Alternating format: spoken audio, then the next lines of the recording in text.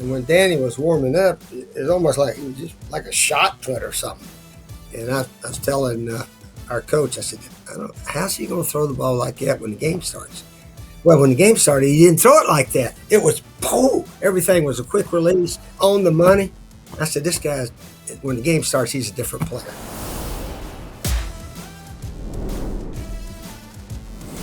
Hello and welcome. It's Always College Football. Today is Thursday, April 10th, and we appreciate those of you that are not consuming nothing but Masters content to be here with us to talk a little college football on the opening round at Augusta National. I understand if you want to have dual screens going, I'm totally good with that. As long as you're here with us talking a little ball, we'll be in great shape. Please like, please rate, please subscribe to the show. Wherever you get the show, we always appreciate your support and continue to tell your friends about some of the content that we're putting out here at Always College Football. We have a fun show in store for you today. We figured we'd talk a little quarterback competitions, but I can talk about quarterback competitions all summer long. Plenty of opportunities for me to discuss that. I think I should bring in an expert on the topic, and that is former Heisman Trophy winner, former national championship winning head coach, Steve Spurrier. We're going to talk with the head ball coach and kind of ask him, hey, you never really went with one specific guy. It always felt like you had a second guy ready to go, in some cases a third guy ready to go. And if a guy didn't play well, he got the quick hook and the backup went in. I'll talk to Coach Spurrier about how he handles the quarterback situation and how he might handle it differently, knowing the transfer portal has given his quarterbacks more options than they had when he was the head coach for them at Duke, Florida, and at South Carolina. We are in desperate need of some really exciting, television-worthy personalities in coaching. Because back in the day, Steve Spurrier was must-see TV. And I feel like we've gotten away from that a little bit. These coaches have become like CEO types. When they get in front of the camera, they're great at selling their program. They're great at selling their vision. They're great at installing X's and O's. But seldom do we have coaches outwardly taking jabs at rivals or at other people or creating some type of attitude between one place and another place, or maybe a coach that they have issues with. So we don't see that very often. So we went back, pulled some of our favorite moments over the last couple of years from some of the coaches that we think can deliver some excitement in front of the microphone at some point this season. So let's kick things off on a Thursday Masters edition with a guy that's an avid golfer in his own right. That's head coach Steve Spurrier.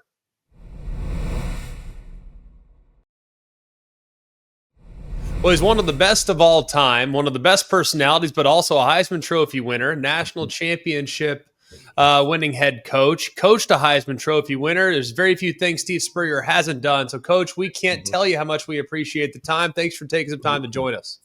Well, thanks, Greg. Good to be on your show with you and talk about quarterbacks and whatever. And certainly it's a happy day down here in Gainesville, Florida. Our basketball team, national champs. In fact, somebody told me today that we're the only school in the nation that has 3 football and 3 basketball national championships. How about that? That's pretty good, Coach. That's pretty good.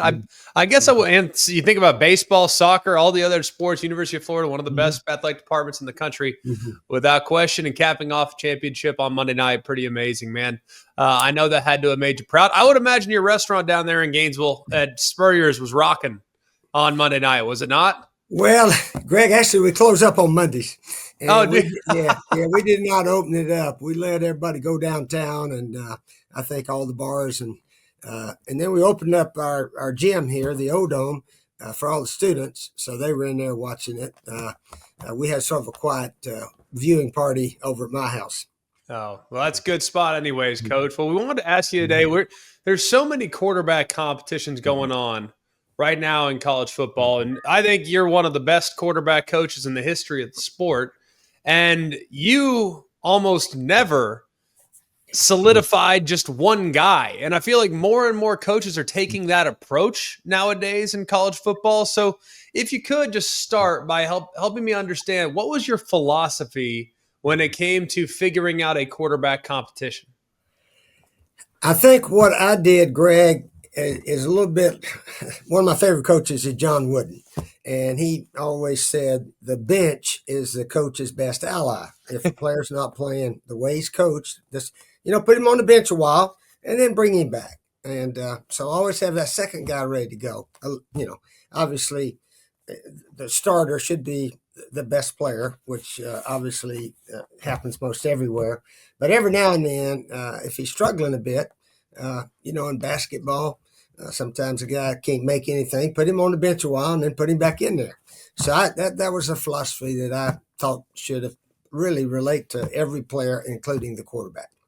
Well, I think it makes sense. No one pitches a fit when the left guard gets subbed out because he can't pass protect. Why is it that we treat the quarterback position so differently? That is very true. And I don't know. I think every coach is a little different. People say, well, you don't want to hurt his feelings and you don't want to get him upset and all this, that, and the other. But I don't know. I just think the quarterbacks are one of the guys on the team. Obviously, he needs to be the leader, and he may get treated a little bit better than the other guys as long as he's playing well. But he can't be completely separated from the rest of the team. So usually, Coach, when in the course of a game, did you usually pull a guy if he was missing a throw, or was it missing a read, maybe getting through a progression a little too quickly? What was kind of the first indication from your vantage point as the head coach that, hey, my guy is not really doing what I need him to do at the beginning of this game, so I better give the other guy a look? Yeah, mostly probably the read, or throwing the ball where he should. Maybe I think what helped me, Greg, as a coach is that I was a backup quarterback for 9 of the 10 years I was in the NFL. So I'd stand over there and watch the defense. And John Brody was 49er quarterback, and after possession, he'd come over and he said, "Spur, what are they doing over there?" And I said, "Well, they're playing sort of a cover 2, but they showed cover 3 or something like that." So I'd tell him what was going on. And then when I got to be a coach, I'd send the play in and I'd watch the defense. And usually, Danny Wuerffel and most all the guys, Shane Matthews, Connor Shaw, whatever, I knew where the ball was going. And then sometimes I'm watching the defense and the ball doesn't go where it should have gone. So I look back to see if he's rushed a lot. And if he's not, then he's not looking at the field the way he should be. So, I didn't jerk them in and out all the time. But if they're consistently having a bad day, I might give the next guy a chance. Yeah, it's always interesting, too. You referenced the quarterback's confidence. And it's a delicate position. There's no denying that we're not as tough, maybe, as a defensive tackle. But I would think that most guys are probably pretty resilient to hard coaching in some cases, or at least in our era, guys were resilient to that. So how did guys normally respond to hard coaching and the threat of potentially getting the hook? Yeah, well, not all of them.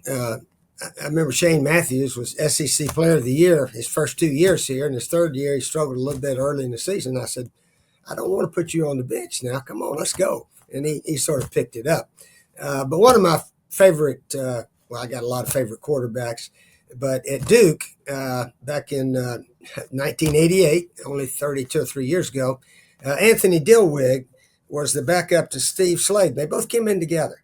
So he actually redshirted a year. So when Sladen was gone, he got to play 1 year, and this was it. So before the season started, he was clearly our guy. He was the best by far.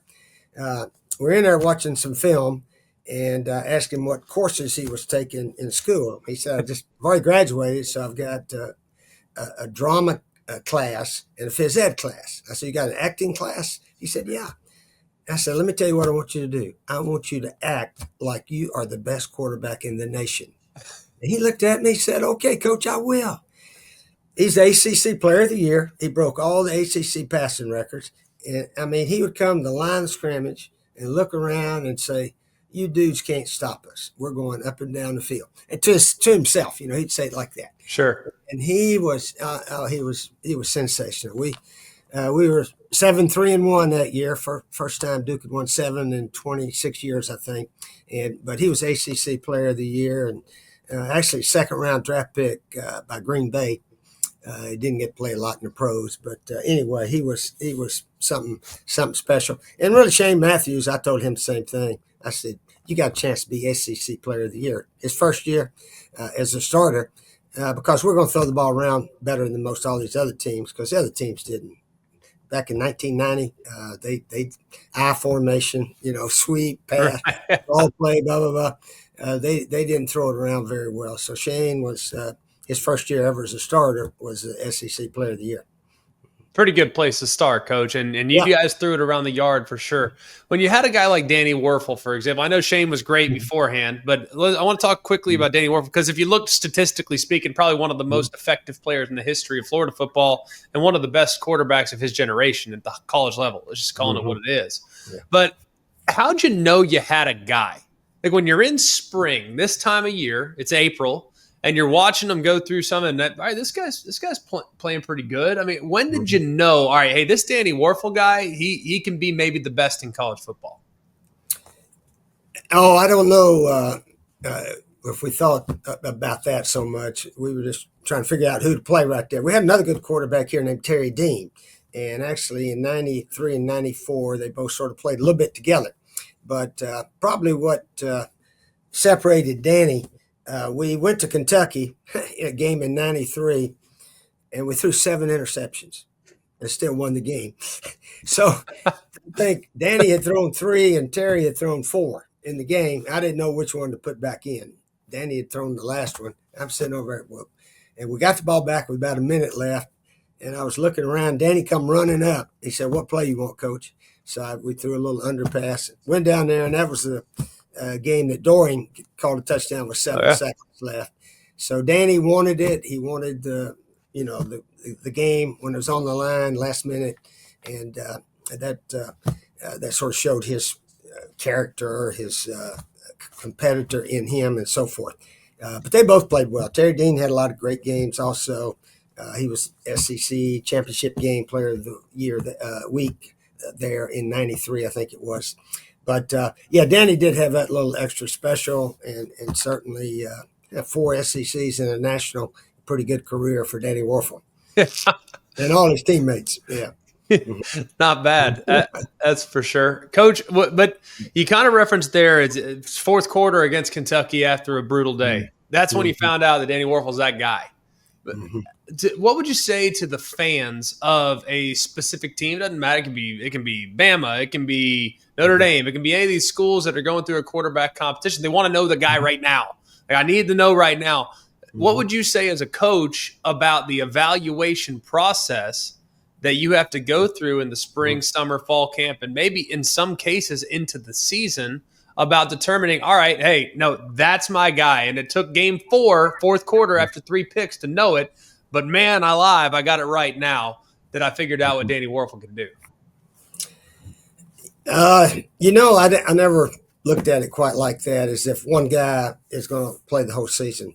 I was fortunate to have 8 teams that won conference championship, 7 at Florida and that 1 at Duke.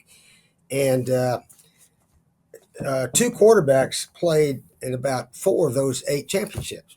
2 different guys, Terry Dean and Danny Wuerffel. And then at Duke, Dave Brown, who played in the NFL quite a few years, and Billy Ray. They both had 3 conference wins apiece when we did that. So I always try to get at least 2 guys really ready to go. I mean, we throw all day in practice. It sort of gets me about they're worrying about guys getting their arms sore from throwing. And I don't if you use your body and fundamentals correctly, I don't understand how that happens, because we'd throw during 2-a-days, when we had 2-a-days way back, we would throw both practices, and people say, "No, you're only supposed to throw 1 practice." I said, "No, we're not going. We use our bodies when we throw. We don't just stand there and fire it and so forth." So I don't know. I just always try to get 2, maybe even 3 quarterbacks ready to go. Yeah, it's a luxury that you had. I mean, everyone wanted to play for you and play in the fun and gun and all that stuff. So you definitely had your choice of the litter when evaluating these guys. When you were evaluating them coming out of high school, And I know the game's changed a little bit, mobility and being able to run and that dual threat element that you used with success at South Carolina with Connor Shaw. We've seen the game evolve and change over the course of time. But when you were evaluating quarterbacks, what were some of the most important qualities that you wanted to make sure that your guy had before you brought him to town? Well, I tell you what, when we were recruiting Danny Wuerffel, gosh, way back in 91, I guess it was, they had the state championship game here at the Swamp. And we were allowed to go.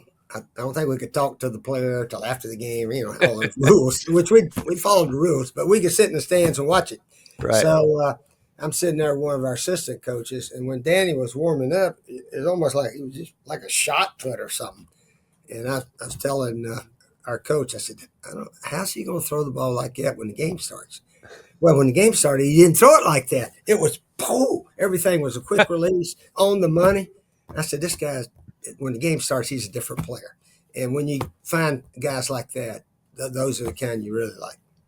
Yeah, I would imagine so, and you did a great job. Pre-game warm-ups, we had Eric Kresser. Remember Kresser? Oh, Eric threw a beautiful pass. Pre-game warm-ups, I'd say, man, am I playing the right dude here? And then the game would start. I said, yeah, I'm playing the right guy. Because Danny, he was better in games than he was in practice. Simple as that. Did you ever notice that was kind of the majority? Because we would have guys in practice. I mean, I called them driving range quarterbacks. I know you know that analogy. You know what I mean? Like they're on the driving range, and my goodness, I mean, that ball is just taken off the club face. I mean, swing speed of 122, balls bombed down the driving range. But man, you put them in the game, and the balls start flying. It's like, all right, they're done. Out of bounds right, out of bounds left. And all I can see are those red and white stakes. How often did you run into guys like that could do it in practice but couldn't do it in the game? Oh, I don't know. I can't think of a whole bunch like that. But I tell you. You don't need to list them by name or anything, Coach. I'm not going to make you do that. No, I really don't know a lot like that. But Eric Kresser was the backup. And then I think way back in 95, I told Danny, I said, why don't we let Eric play a game? We were playing Southern Miss, and we were 35, 40-point favorites or something. Let's let him just play a game. He's been here, a great teammate. He was redshirted, and he was in his fourth year. He ended up playing at Marshall the next year with Randy Moss, and they won a national championship on the lower level. But anyway, he said, Dan, you know what a great guy Danny is. He said, sure, let's let Eric play a game. So Eric goes in the Swamp, sets the school record for passing yards. First game he ever started and played, he set the school record. And I had to tell Danny, listen, I'll let you break that record next year somewhere along the line, okay? So he was okay. No, it's fun. It worked out okay for Danny, and goodness gracious, of course. Why wouldn't it be the case where you just light up Southern Miss on a day? One thing we're also kind of interested in, Coach, and we miss you. Like I'll be honest, we've been friends for a while. You kicked our tail in 2010. We've been friends ever since. So we look at the personalities that we had in college football for a long time, you being one of them, and just, not being afraid to kind of twist the knife a little bit on some of your rivals and maybe turn up the heat on a rivalry every once in a while, whether it was with Phillip Fulmer at Tennessee, taking some jabs at some other places at Georgia and things like that. Why do you think we don't have that as often anymore in college football, where you have that playful banter between coaches?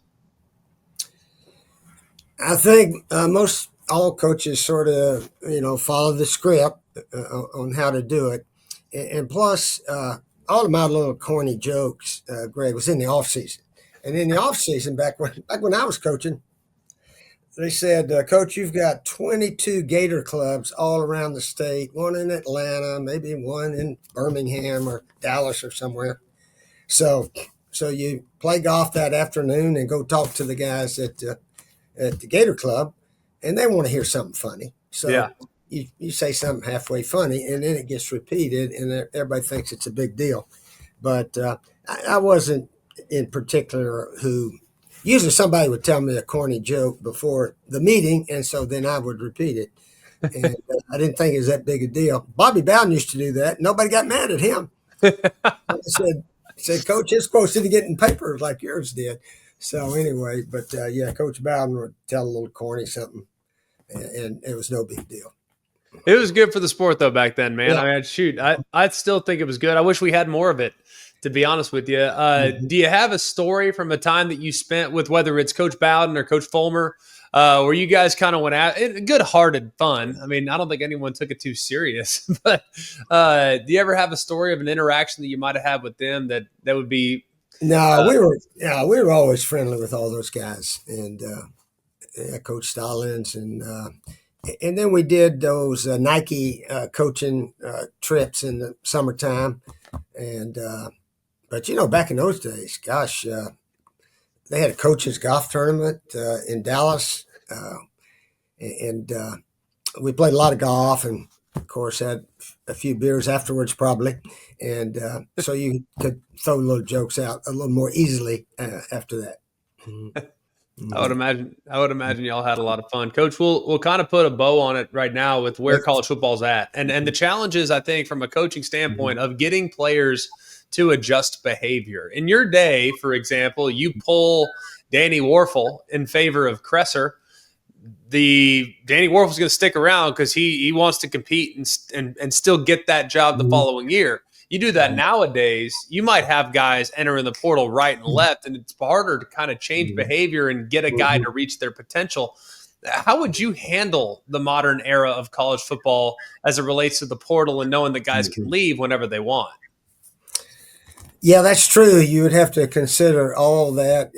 I think you have to consider every guy on the team may leave. He may leave, but hopefully you can tell the entire team, hey, we got to coach you and coach you hard.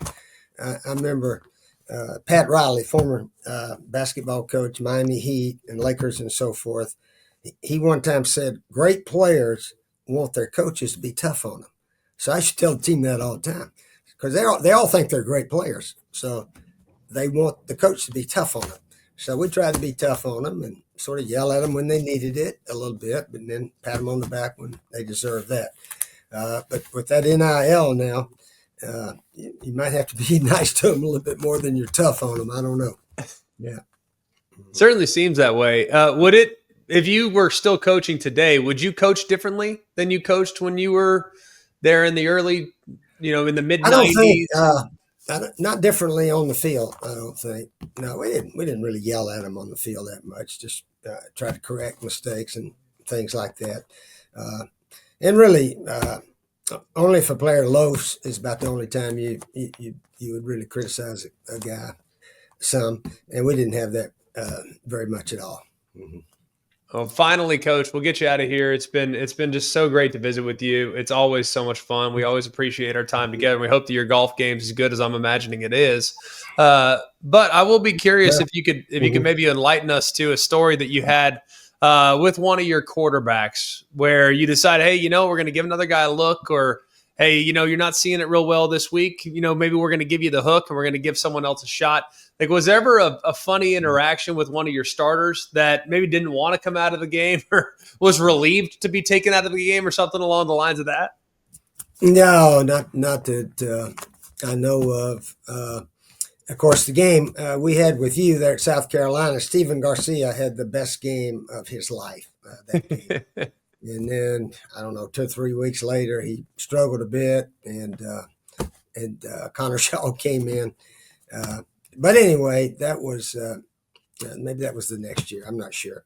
But that was, they still talk about that day in Columbia, Greg. So, and every time I see Mark Ingram, I say, were you the guy that got your butt beat in Columbia? He said, no, I'm the guy that ran for 200 yards against South Carolina in Tuscaloosa the year before. So he's got a good comeback ready. So anyway. It's good selective memory for sure.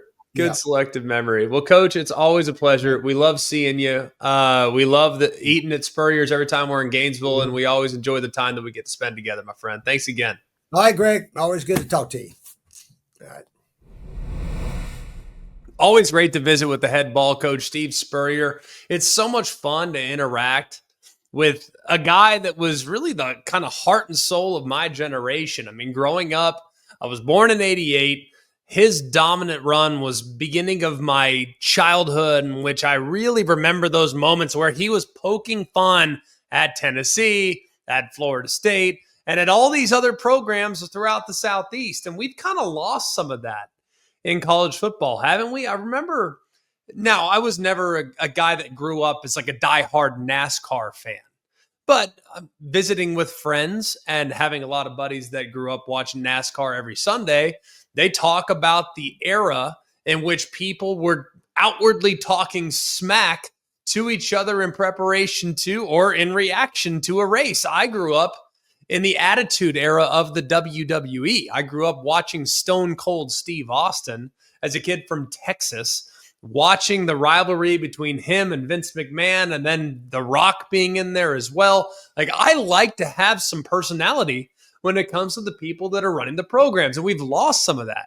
in college football. Doesn't mean it's still not there. It doesn't mean we don't have it at all. It's just feels like the guys are much more buttoned up now than they were back in the day. And we know, well, Steve Spurrier, he kind of took it to a whole new level when it comes to talking season and head coaches just showcasing personality. We saw that from Mike Leach, the late, great Mike Leach, who we could always count on for a terrific soundbite. We got some great moments from Ed Ogeron when he was the head coach at both Ole Miss and at LSU. We've gotten a few over the years. Granted, it's been 20 years now, but Mike Gundy has delivered us more than a handful of great moments in front of a microphone where he was not just jabbing at other coaches, but defending his own players and going as far as to describing his age in detail as to why he can make the decision, why he should be the one that's shouldering the blame. But we decided to kind of go through some of the active coaches that we thought could maybe enhance the level of excitement that we get on a week-to-week basis with some of these press conferences. And we figured we'd start with Lane Kiffin. There was a time when Lane Kiffin took over as the head coach of the Tennessee Volunteers. Remember, he was a while back. He was with the Oakland Raiders, was let go in Oakland, eventually found his way back to becoming a head coach at Tennessee, was there for 1 year, and I'm talking went scorched earth in that 1 year. He was going after Urban Meyer. He was going after Nick Saban. And now things have calmed down a little bit after he went to USC. Did not end well at USC. Winds up back in Tuscaloosa where he's the offensive coordinator, parlays that performance over 3 years into the head coaching job at FAU, and now he, of course, is the head coach of Ole Miss. He's not really as entertaining in the press conferences as he once was, but if you want to be entertained, he does have some very witty quips from time to time on X or on the social media platforms. So you can check him out at Lane_Kiffin. So if we got the Twitter version of Lane Kiffin in a press conference setting, that would be amazing. But we haven't gotten that in quite some time. Another guy, too, who hasn't been afraid to just be himself over the course of time. And it's kind of frustrated some, and it's Dabo Swinney. Now, he's been around for quite a while as a head coach. He's won a couple national championships, but what's amazing is that while going into his 18th season this year, he's only 55 years old.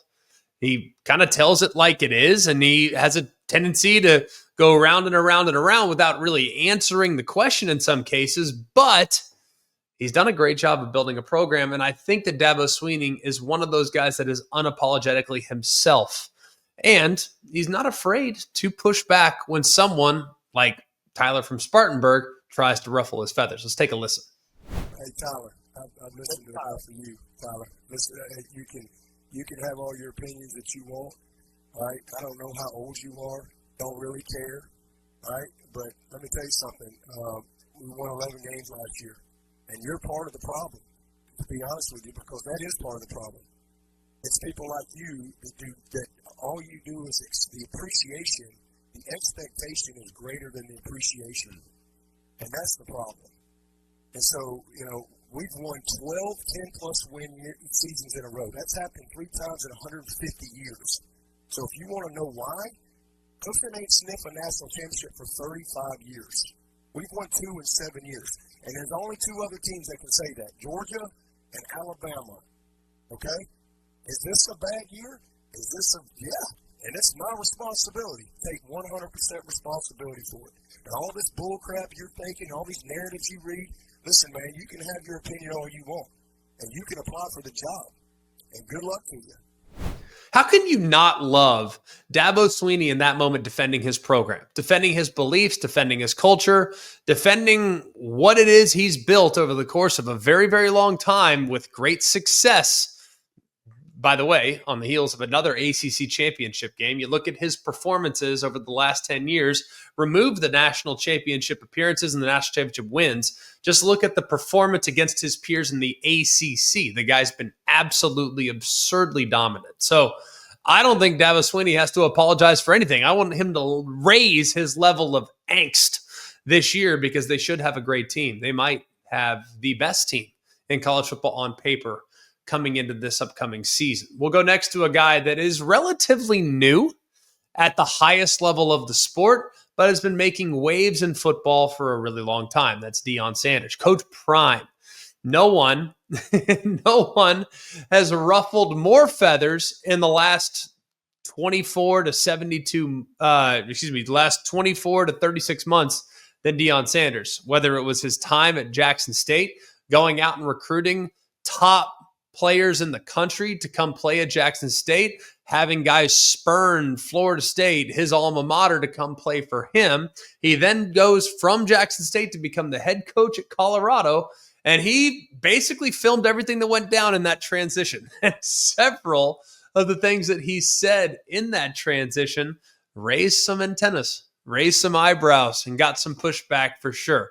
I love how much he is going to be true to who he is. And I think Deion Sanders has ushered in a new era of college football. Not only are we seeing more and more ex-players coming back to coach, we've seen it with Eddie George. We've seen it with a few others that have recently taken jobs like Michael Vick. A handful of guys have come back to not just coach, but a handful of guys have come back to coach doing it in a way that Deion Sanders did it, with more of an appeal to the player, saying, I've been in your shoes, I understand what it takes, and I have walked as a top flight player in the college level. I can show you the way. And I think that message is certainly having an impact with his approach on the recruiting trail. And hopefully with the success of Shedeur Sanders and Travis Hunter with a Heisman Trophy on his mantle, likely a top 10 pick. Shedeur Sanders almost a lock to go in the top 10. Maybe that success of those two players will continue to incentivize more to consider Colorado. And let's just hope that Deion Sanders can continue to deliver a lot of excitement for us as college football consumers for the foreseeable future.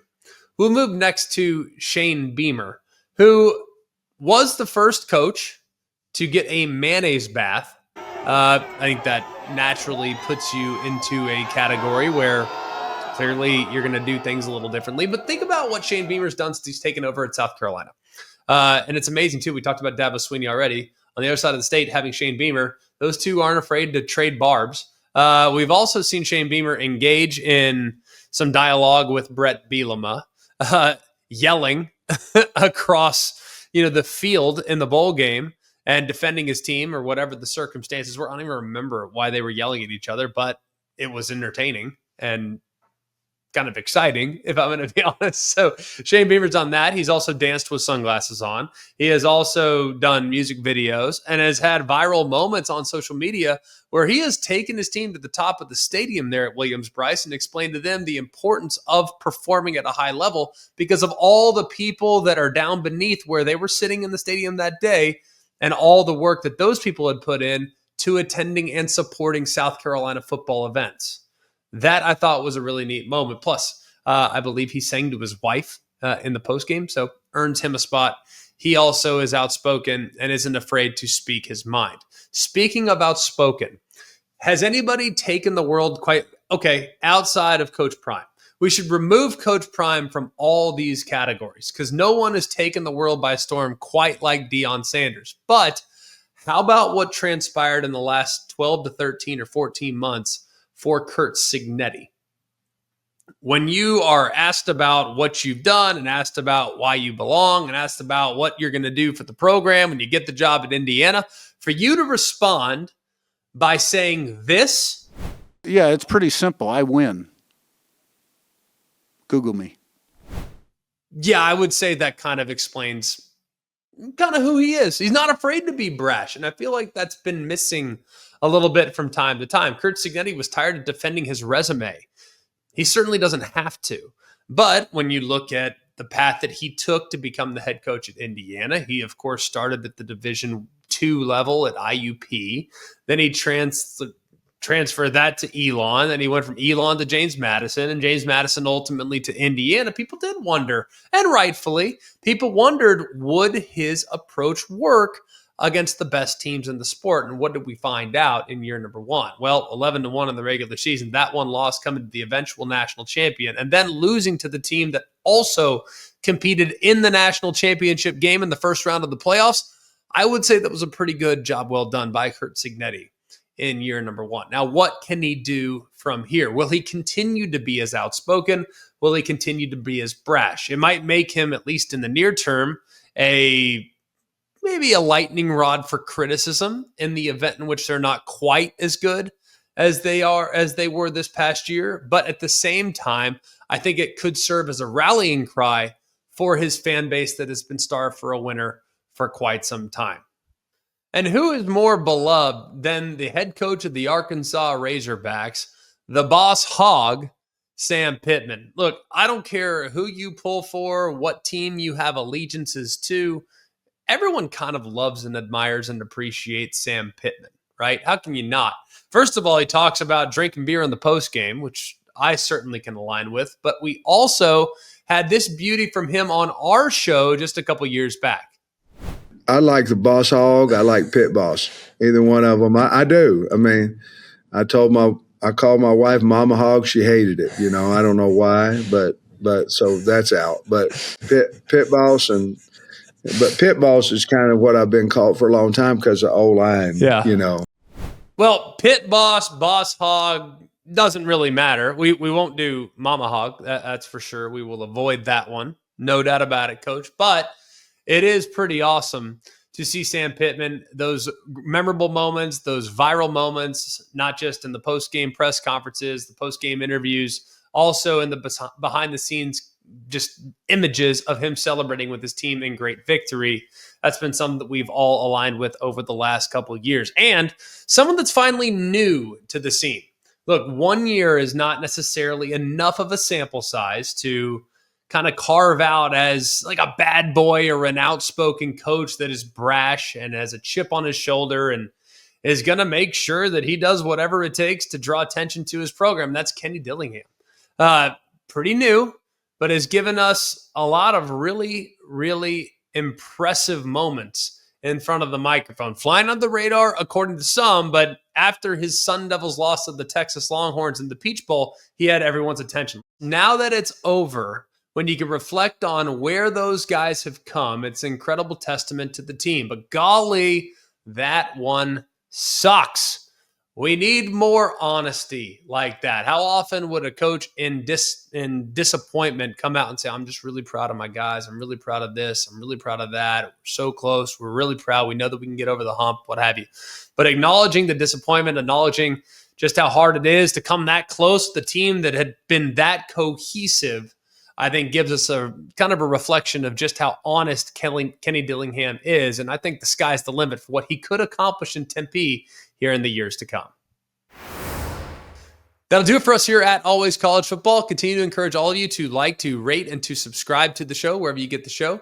Check out our episode. We'll be out again next week. We look forward to diving in to some of the great topics because a bunch of teams will be putting a bow on their spring practices here coming up this Saturday. We will give you a thing or two that we've learned from spring practice when we revisit on Monday and kind of cap off what's been a pretty good start to spring ball for many, many teams. For all of us here at Always College Football, for Mark, Jake, Jack, the other Jack, I'm Greg. We hope you have an amazing day, and remember, it's always college football. Hey guys, it's Greg McElroy. Thanks for watching Always College Football. Make sure you like, rate, and subscribe to ESPN's YouTube channel and wherever you listen to your podcasts.